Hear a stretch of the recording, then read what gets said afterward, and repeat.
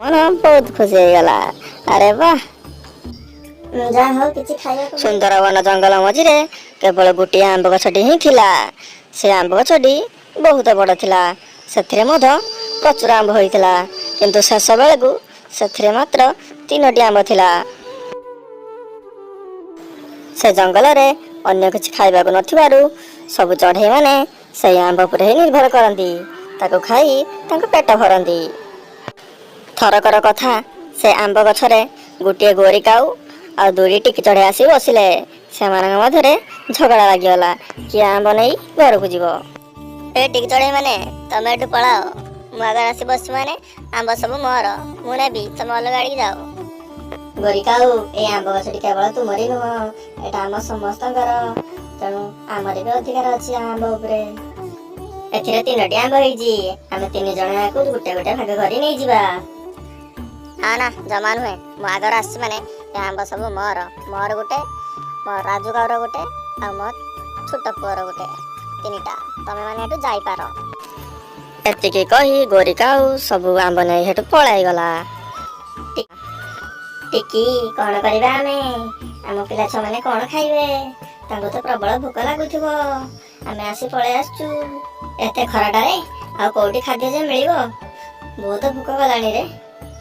ସେ 2 ଟିକି ଚଢ଼େଇଙ୍କ କଥା ଶୁଣୁଥିଲା ସେଇ ଆମ୍ବ ଗଛ। ସେ ଆମ୍ବ ଗଛ ସେମାନଙ୍କୁ ଡାକି କହିଲା, ଏ ଚଢ଼େଇ ମାନେ, ଏପଟେ ଆସ। ଆରେ ଟିକି, କିଏ ଡାକୁଛି ଆମକୁ ଏମିତି? ଆରେ ମୁଁ ଡାକୁଛି ରେ, ଆମ୍ବ ଗଛ, ଆସ ଆସ ତଳକୁ ଆସ। ତାପରେ ସେ 2 ଜଣ ଟିକି ଚଢ଼େଇ ଆମ୍ବ ଗଛ ତଳକୁ ଗଲେ। ଆମ୍ବ ଗଛ, ଆମେ କଣ ଖାଇବୁ? ଆମ ପିଲା ଛୁଆ କଣ ଖାଇବେ? 3ଟି ଆମ୍ବ ହେଇଥିଲା, ସେ ଗୋରି କାଉ ନେଇକି ପଳାଇଲା। ଆମେ ଏବେ କଣ କରିବା? ଏଇଠୁ ପୂର୍ବପଟ ଦିଗରେ ଗୋଟିଏ ବହୁତ ବଡ଼ ଗୁମ୍ଫାଟିଏ ପଡ଼ିବ। ସେଇ ଗୁମ୍ଫା ମଝିରେ ବହୁତ ତରଭୁଜ ହେଇଛି। ତମେ ସେଇଠି ଯାଇ ଖାଦ୍ୟ ସଂଗ୍ରହ କରିପାରିବ। ଗଛଠାରୁ ଏମିତି ଶୁଣିବା ପରେ ସେମାନଙ୍କ ମନ ବହୁତ ଖୁସି ହୋଇଗଲା। ସେମାନେ ଚାଲିଲେ ତରଭୁଜ ସନ୍ଧାନରେ। ବହୁତ ସମୟର ଯାତ୍ରା ପରେ ସେମାନେ ଯାଇ ପହଞ୍ଚିଲେ ସେ ଗୁମ୍ଫା ପାଖରେ। ଆରେ ଟିକି, ଆମ୍ବ ଗଛ ଯୋଉ କହିଥିଲା, ଏଟା ସେଇ ଗୁମ୍ଫାଟି? ଚାଲ ଗୁମ୍ଫା ଭିତରୁ ଯାଇକି ଦେଖିବା ସେଠାରେ କଣ ଅଛି। ସେମାନେ ଗୁମ୍ଫା ଭିତରେ ଯାଇ ଦେଖନ୍ତି ତ ସେଠାରେ ବହୁତ ତରଭୁଜ ହେଇଛି। ଏହା ଦେଖି ସେମାନଙ୍କ ମନ ବହୁତ ଖୁସି ହେଇଗଲା।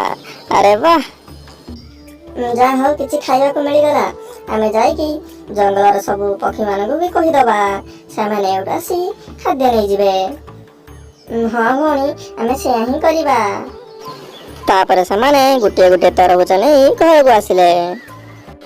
ଚଢ଼େଇଙ୍କର ଛୁଆମାନେ ତରଭୁଜ ଖାଇସାରିଲା ପରେ କହିଲେ, ମା, ତମେ ଏତେ ସ୍ୱାଦିଷ୍ଟ ତରଭୁଜ କୋଉଠାରୁ ଆଣିଲ? ଆରେ ଝିଅ, ତରଭୁଜ ଗୁଡ଼ିକ ଗୋଟିଏ ଗୁମ୍ଫା ମଝିରେ ହେଇଥିଲା।